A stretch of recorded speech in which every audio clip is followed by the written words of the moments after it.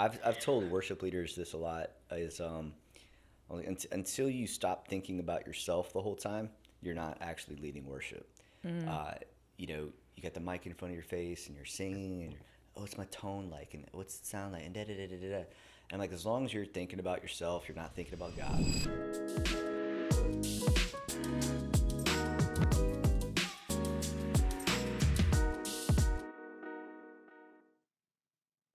I guess we'll just kind of get into it. Yeah. So you already spoke briefly a little bit. We've been talking about coming from the aspect of like you're also a PK. Yeah. Oh yeah. Yeah. So I've had this question forever and literally have just never had the guts to ask anybody. All right. Was being a PK harder than being a pastor? Oof. Not for me. Okay. I think it is. I would say it is for some. Yeah. My parents did a really good job of, I would say, keeping the things that were going on at church at church. So like we didn't have, they didn't bring a lot of stuff home. They also did a good job of living out what they believed. You know what I'm saying? So like it wasn't like dad on stage was different than dad at home. Yeah. I think for a PK that's hard to reconcile. Yeah. Whenever mom and dad at church, they're all smiles and they're all like, prim and proper and spiritual, and you get home and dad's just a loser. Yeah. Like that's I know that if that was my experience, I would have had a lot of trouble. You know what I'm saying? Just with a lot of things. I'm very kind of logical, and so I'm like, okay, that's what you're saying. This is what you're doing, and there's grace, and I understand. Like we're not going to be all, we're not. There's grace. We're not going to be like, perfect. I'm not looking for that, but like authentic is important. For sure.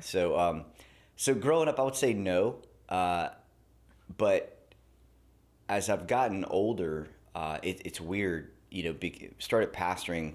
First off, I didn't want to be a pastor. I think like I wish I had the story of a lot of guys or whoever that's like I knew when I was 11 that God just and like there was this audible voice moment, and I never had that.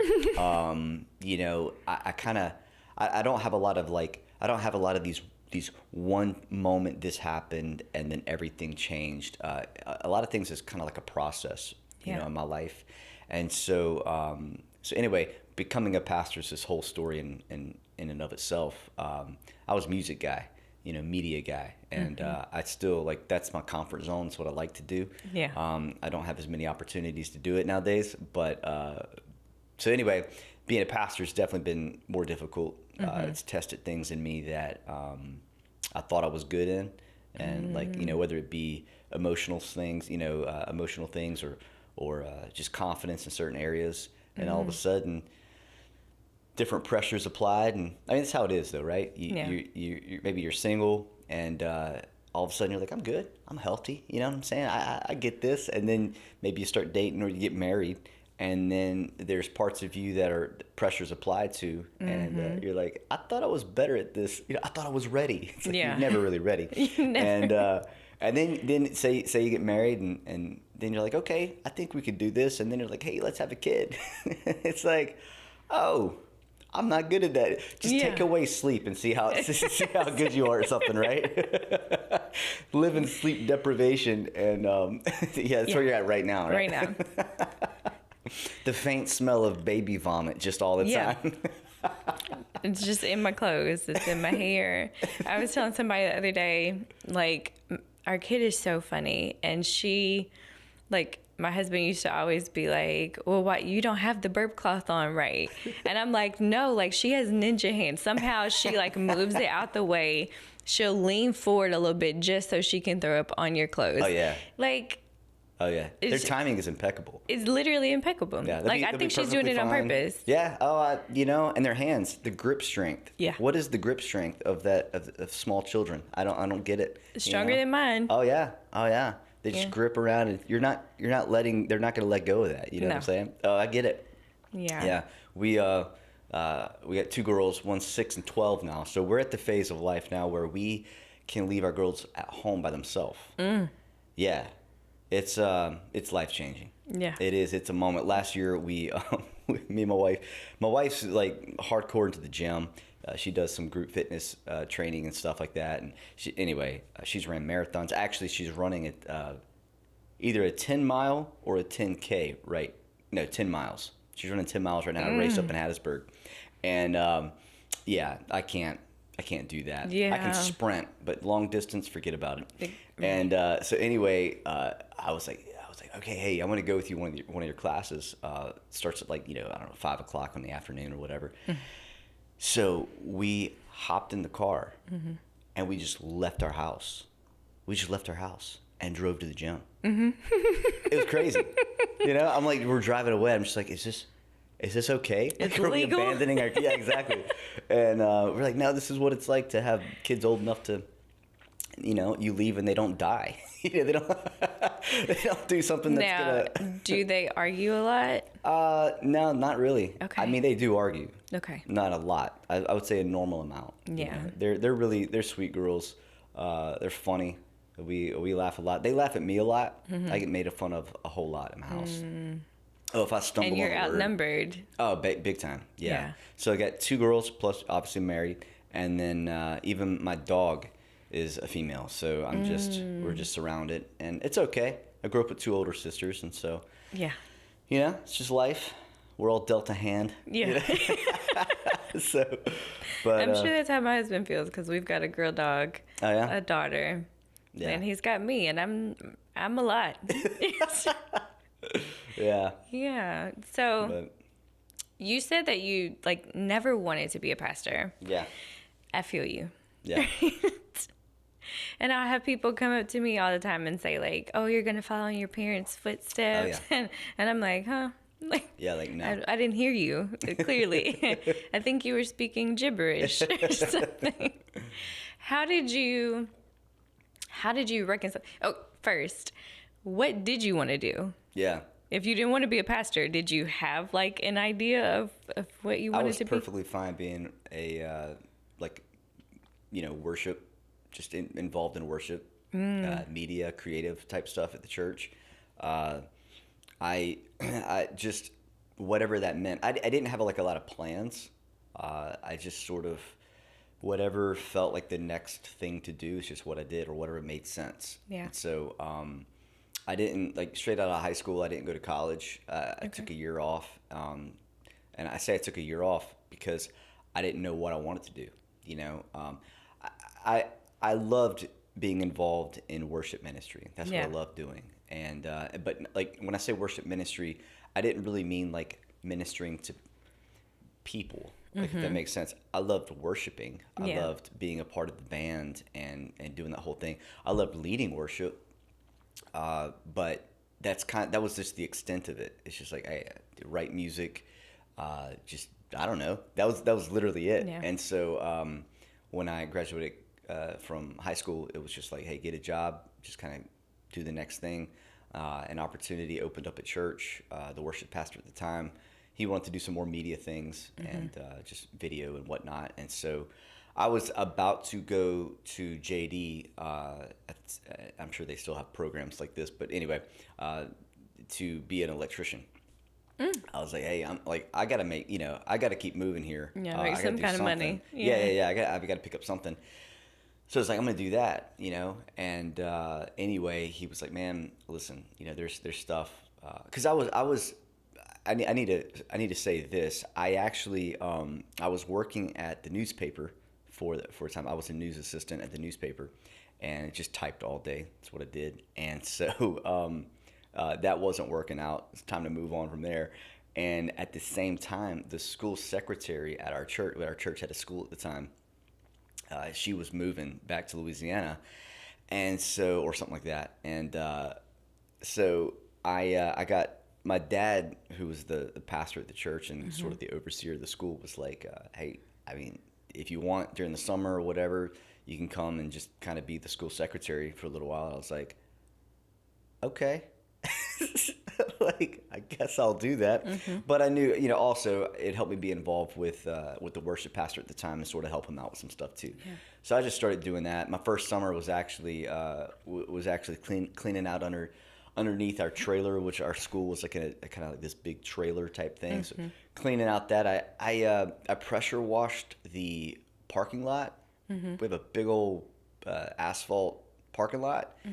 I pressure washed that. I still don't know to this day if it really needed to be pressure washed or if that was just like as a secretary. Yeah, like oh yeah, that was all. It's just whatever needed to be done, type of thing. And so, still to this day, I'm like, I don't know if my dad really needed it pressure washed or if it was just like, go pressure wash you need to go pressure wash the parking lot. Like character wise, you just need to feel that. I don't know. Like I have no idea because you think about it. Like okay, concrete, but like asphalt. Like anyway. So that was a few days there. But did school secretary for a couple years, and after that was when I was like, I ain't doing this. Like this is getting weird. I'm 20 years old. Like I need to go do something that is just has a future to it. Yeah. And that's whenever the worship pastor was like, man, listen, there's a lot of stuff that I need help with, and so don't go do that. Like hop on here. And I told him, I said, man, listen, if you see that and you want to create a position for that, that's fine. I said, I'm not going to ask my dad for a job. Like, I'm not doing that, And because as a PK, whenever you are involved in church, there's and say you're good at something and you get into that position, there's the automatic thing of people accuse you or your parents of nepotism. So you're always fighting that. And so I'm 39 and I think I'm past caring if people think that nowadays. But that was a big struggle. Yeah. That was actually probably part subconsciously of the aversion to even want to be in ministry. Yeah. Is anything that I did, you either heard people say it, or you felt it, which was like, and so you're always questioning yourself, your confidence. Your calling, because then it's like even if you feel like God's called you to do it, you're like, okay, is that really God calling me, or is that just like I just took the opportunity in front of me because it's just natural. It's naturally there. The one thing about music, I think for me, was that my parents were not good at it, and so it's not like it's not like it ran in the blood. My two older sisters sing, and but like it wasn't. It was sort of like, I play the guitar, piano, drums. Like I've learned how to do all this. It's sort of like, you know what I'm saying? It wasn't like I'm hiding underneath and just doing exactly what my dad did. So I think that there was I felt like that was kind of my unique role to be able to fulfill. And so, so anyway, there's a whole lot there to talk about in emotionally, a lot of stuff that went on over the last. Really my whole life. I started playing on the worship team when I was 7. So, we're talking to 32 years now. Yeah. And so, and the reason I started playing drums was because the guy that was playing drums moved away, and there was literally nobody else there that could play drums. Yeah. And so I played standing up a lot because I was so short. I couldn't reach the pedals. It's that whole story. So, but anyway, I know I'm kind of bouncing all over the place, but the journey to kind of becoming a pastor, it was not planned. When I was 25, the worship pastor at the time, who I've been working with for many years at that point, he moved away, and so I kind of stepped into that role. At the same time, within like 3 months, the youth pastor also, he moved away to plant a church in Arkansas, and which relationally, like I was super close to these guys. Yeah. Loved them, still love them.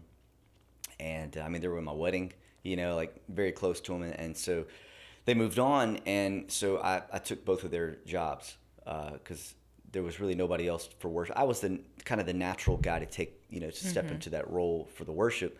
For the youth, I stepped into that role for a year and did both of those. I learned a lot in those 6 months. I knew that I never wanted to do two things like that at the same time At the same time. Yeah, I never want to do that, which is funny because I pretty much did once, about 10 or whatever. About 8 years later. But 6 months into that, I was breaking emotionally. Yeah. Had a lot of relational things that were breaking apart when I was 25, and with some people that I cared about. And so that was breaking me. And so I ended up on my dad's couch about 6 months later, crying and saying, I can't do this, And but I look at the time, I was like, I got to get out of this season. I got to. Yeah. And now I look back and I was like, that was God orchestrating all of that for me to break me. And because the very parts of my character and my emotions and everything that were at the point of breaking when I was 25, the same thoughts, the same emotional things that were going on, mental things that were going on, were the same things that happened when I was 33, and my dad stepped back from being senior pastor, and I stepped into that role. All the same things were tested all over again, except longer, more intense. Yeah. I was only 33, and I'm 39, and now I think I'm only 39. 33 was really young for me to step into that position, but 2 years later was COVID. And so not only was I just trying to find my footing, then COVID hit, and everybody's got that story of what COVID did. It was horrible, and in a lot of different levels. Yeah. So I'm just talking kind of about the church side of things absolutely. right now, but a lot of relational things that broke down through that time. People that I still love. That just things, life changes, things change, and so those were shots to the confidence and.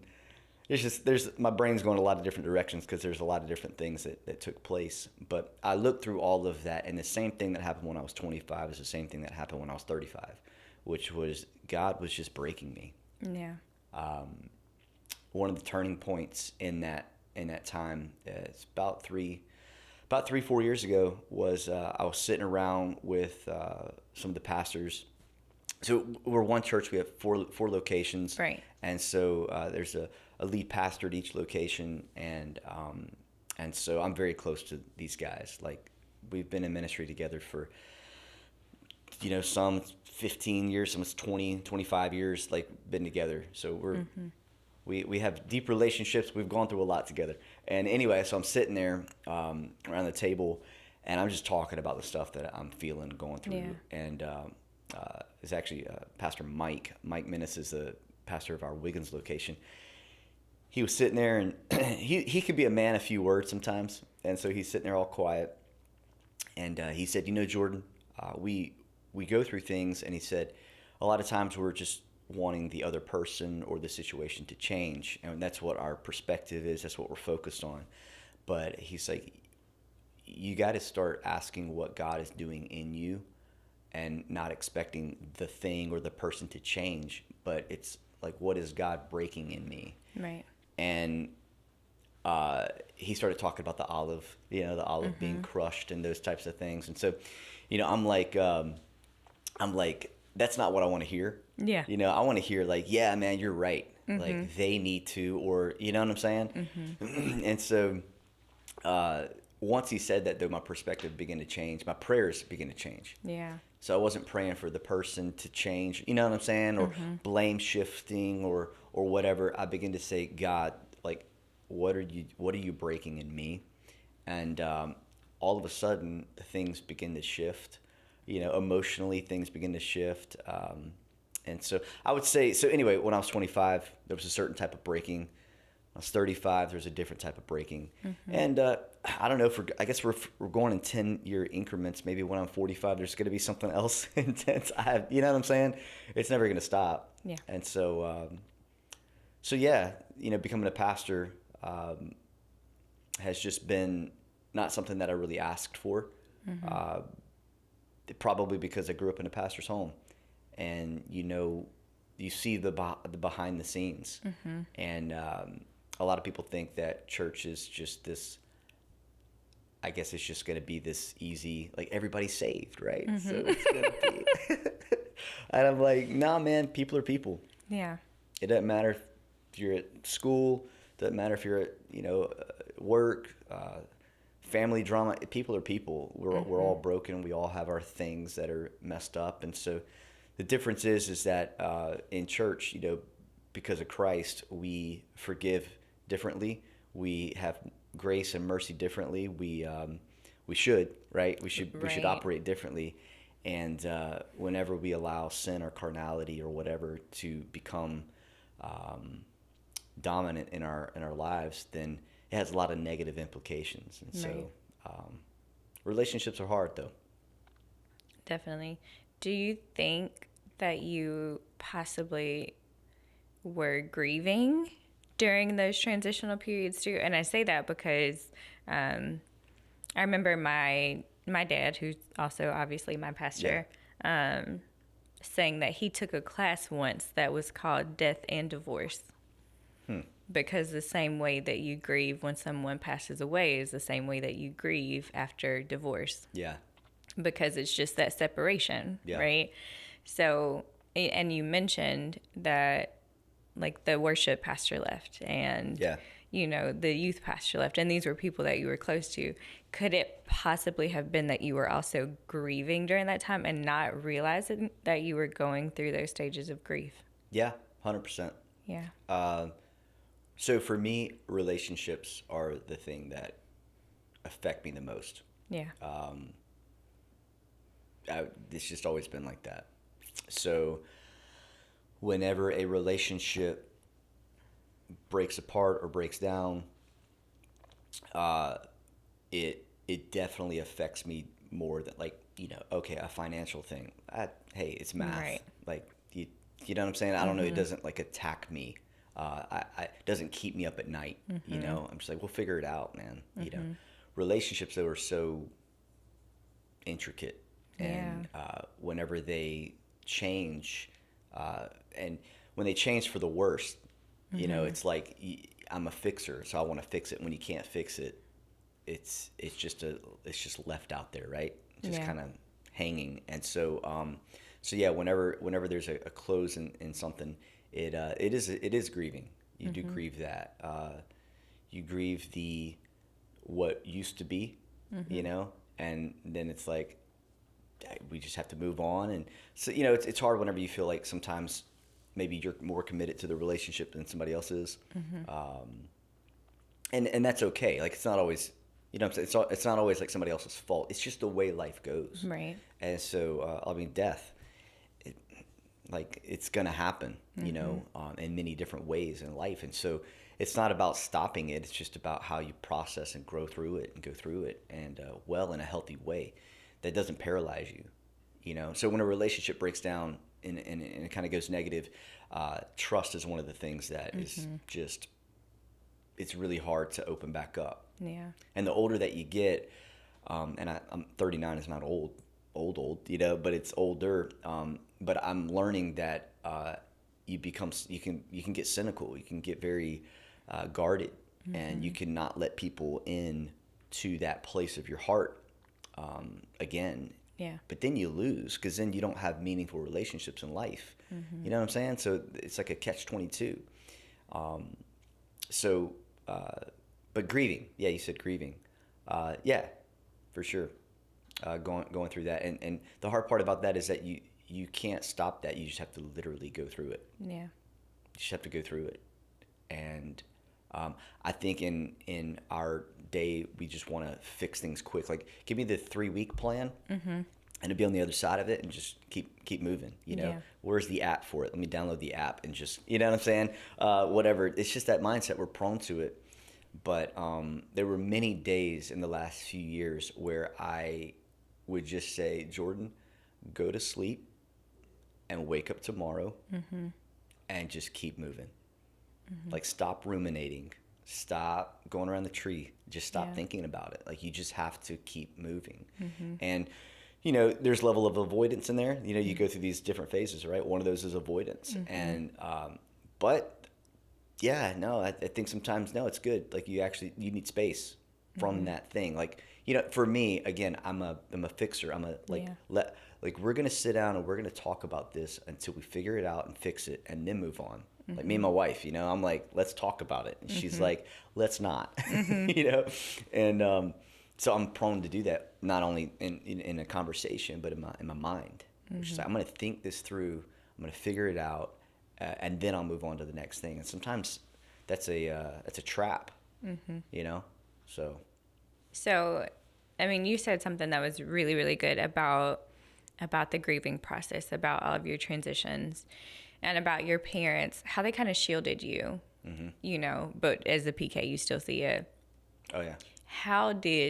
Was it like your dad just up and one day was like, well, I'm done and you're going to take over? Or how did he prepare both you and the people for that transition? And were they receptive? Yeah.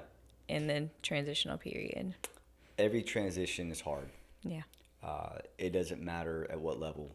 From take a business, you know, you go from one owner to another, you go from one manager to another. Yeah. Any leadership change at any level there's always going to be the positive side and the negative side. You can do it as good as possible, and it's still going to be awkward, or some people are just not going to be, they're just not down for it. It's like, hey, nothing personal. It's just, I don't know, it just doesn't feel right for me.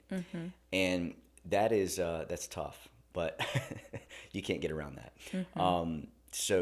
But as far as how it went for us, again, I was not like, this is for me. You know, we never talked about it that much, actually. So a lot of people think that there's always like this big underlying plan. And take that and apply it to a lot of things. I think, you know, politics, a lot of times people are like, oh, there's this big, grandiose plan going on behind the scenes. And I'm like, I don't know if it's as much of a plan as much as it is just human nature and the way like ideologies kind of play out. And you know, so I don't know if it's like a boardroom where just 4 people sit around and say, okay, let's do all this, you know. I think a lot of times it's just stuff kind of falls out in a certain direction. And so anyway, you can hear about that when it comes to all the big famous people out there and how they got where they are. And it's like, they didn't sit down and have like this big 10-year plan and they executed every single thing. Most of them, they fell into it and it just sort of happened, you know.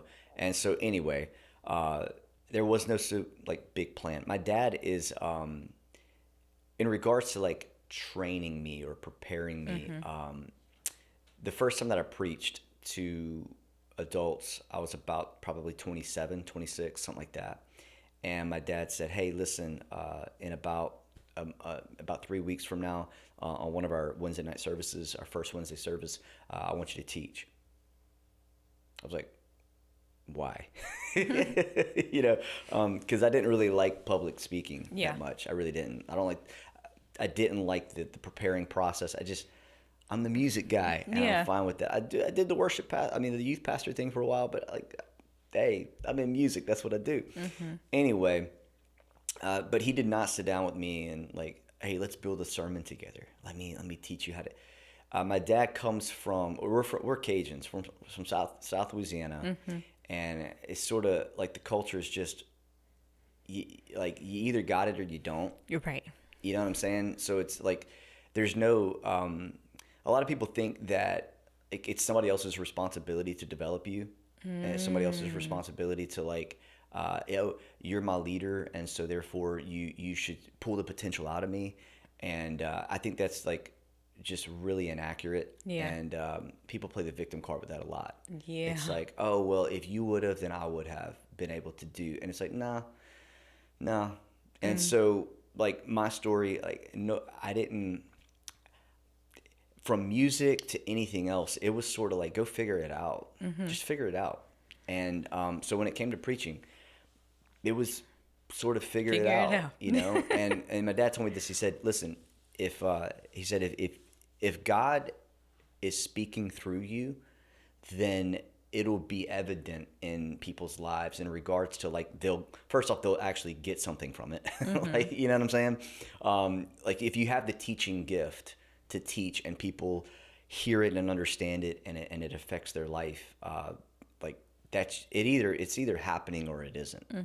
What happens is like imagine if I taught and it was bad and nobody got anything out of it, and then I would say, well, you know, Dad, if you would train me more, or maybe if you know what I'm saying. But I never did that. Never thought that. It was just like, hey, I believe you. Like either I got it or I don't. And so I know that sounds a little bit harsh, but like that's just the way that I. Listen, 3 weeks is a great prep time. That's great, because my dad is the type of person.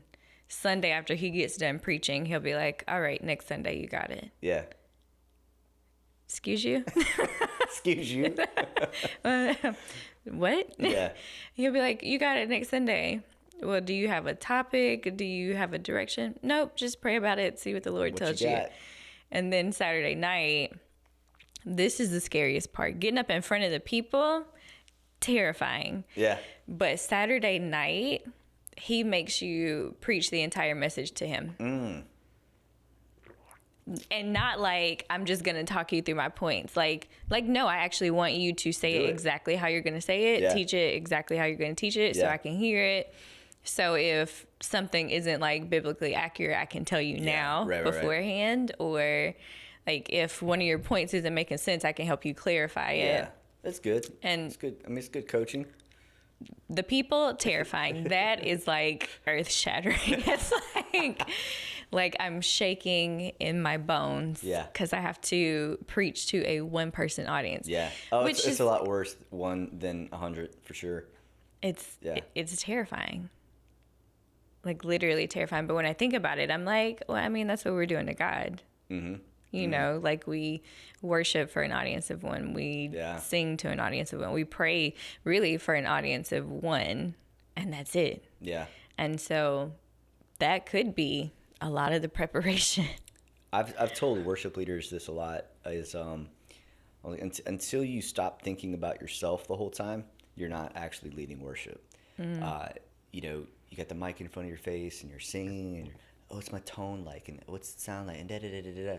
And like as long as you're thinking about yourself, you're not thinking about God. You can't. It's just. And I was like, you know, I kind of tell them, I'm like, I think it takes time to get to that place. I don't think like, you know, the first time that you lead worship or you preach or whatever, it's like first off, you're never good at something the first time you do it. Right. I mean, you know, there's potential. But as far as like being good at it, I mean, I don't think I'm really good at a lot of things I do weekly right now. I think, well, I'm definitely not great at it. I think I'm good. Like I'm good at it, and good would be kind of average. Great's like above average. Like hey, you're doing a great job there. Now I might be doing. I have an inner critic like always up in here. So so let's say I'm like at 70%. I feel like I'm like at 40%. You know, since I'm always kind of on the other end of it. But anyway, it's like if you're teaching and the whole time you're thinking about how people are thinking about you and all that, I can't minister to somebody whenever I'm, you know, in fear of them. Which really, insecurity is this whole wrapped up with pride and then fear of people. It's insecurity and it's always about how are they perceiving me. And if I'm thinking that, I'm not. I don't know. It's hard for me to like, what is God actually trying to speak through me right now, rather than how are people receiving or perceiving me, right? Which is a really good point. You mentioned pride. As a lead pastor, how do you avoid it? Well, in the way, one of the things is the way that we structure things. Things are not built around me at our church. It's just one of the ways. And what I'm about to say is not to be critical or to say that if somebody does structure their church in a certain way that means that they're being prideful. That's not what I'm about to say. But there's a lot of things in church culture that it makes it about a person. Yeah. So like some people might call it like celebrityism in the church. You know, like when you think about that church, you think about that person, and then it's really like it's almost like that person has their own ministry going, and then they kind of also have a church attached to the ministry type of thing. Yeah. And again, I'm not saying that that's like God has a different plan and purpose for everybody, and things. People are called to do ministry different ways, and so it's fine. For me though, I didn't desire to go that route, right? And so like in the way that we've structured even our church, we're a multi-site church, but like, so I have the title of senior pastor, and we have 4 other lead pastors.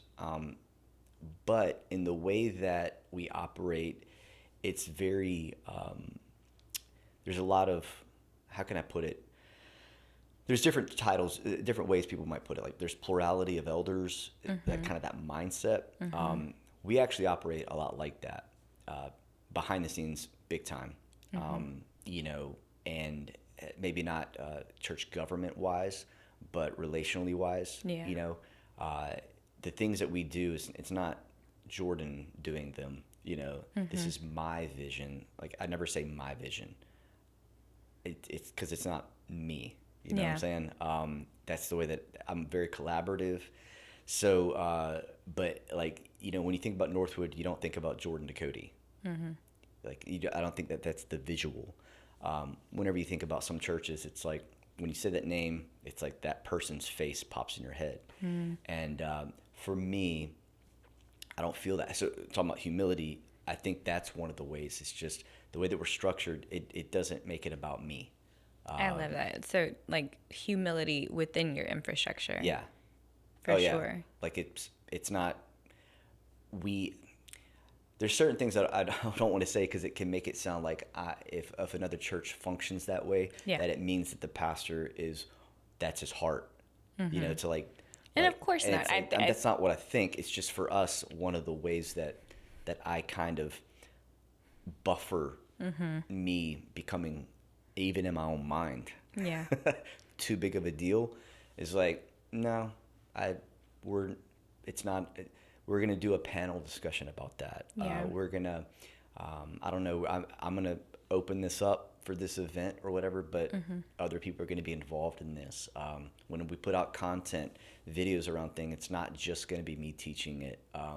I don't know, just things like that is one way. So what I'm trying to say though, structurally is making sure that I'm not always the center of the thing. Yeah, I asked that because I'd heard you mention before, and it might have been just a private conversation we had, that you like studied together for Sunday. So it's not like all on you.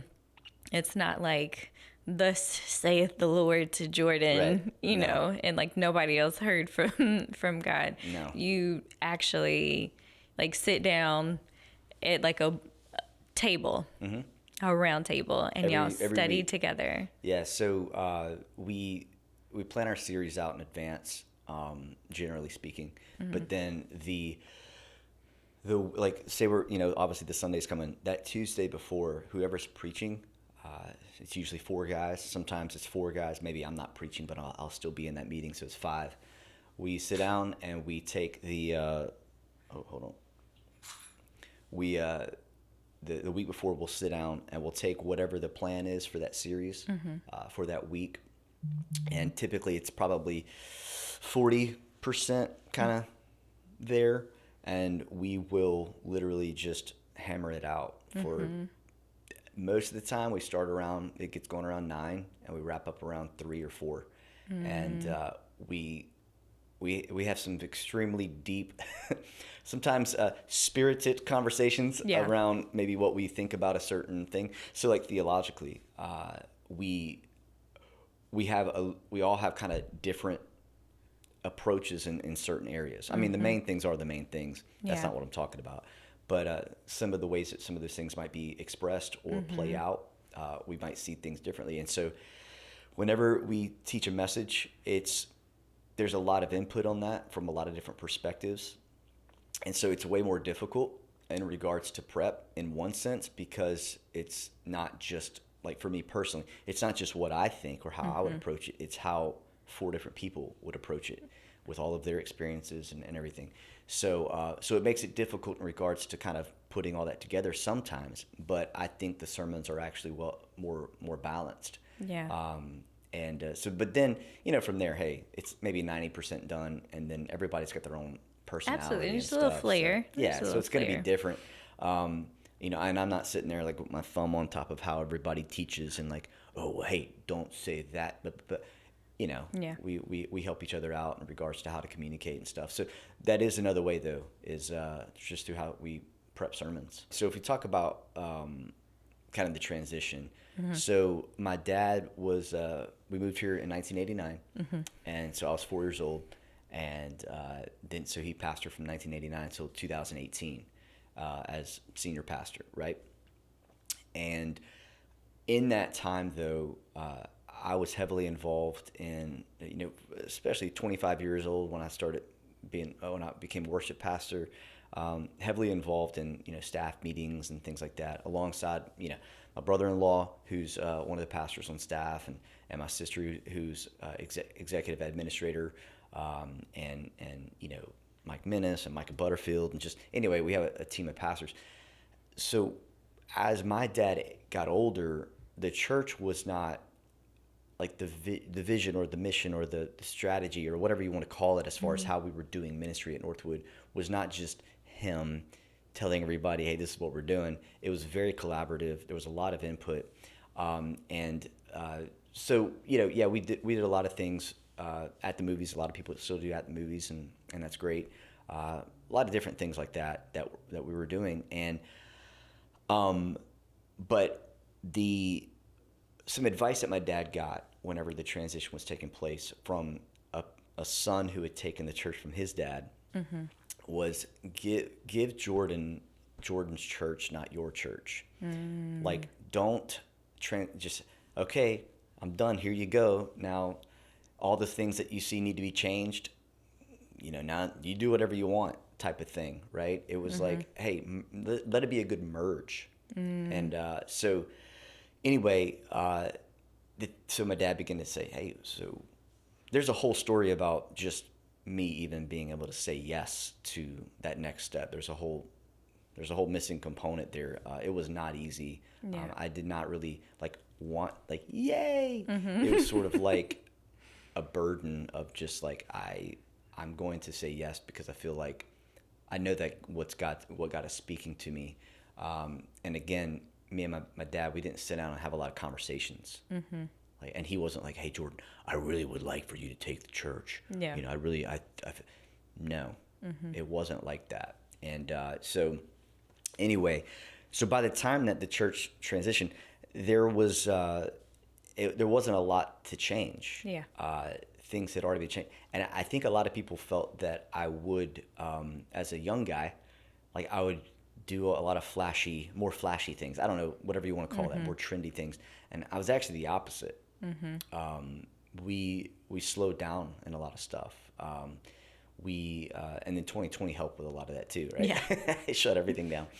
And so there's some things that we have started doing, and they're not crazy huge things. One of the things is actually coming up. It is called Sunday at Church at Jones Park. It's one of the things that we do every year. We bring all 4 locations together at Jones Park right there on the coast.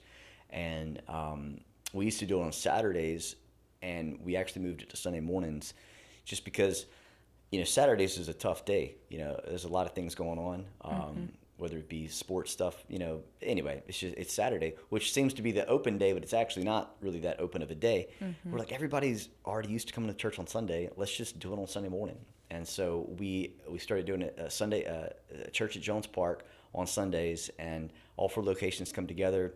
We have maybe a 30-minute service under Barksdale Pavilion, and then we break out from there. We do kickball, and there's a cookie contest and a petting zoo and the jumpies, for the kids or whatever. And so we do all that, and it's a great time from 10 to 2.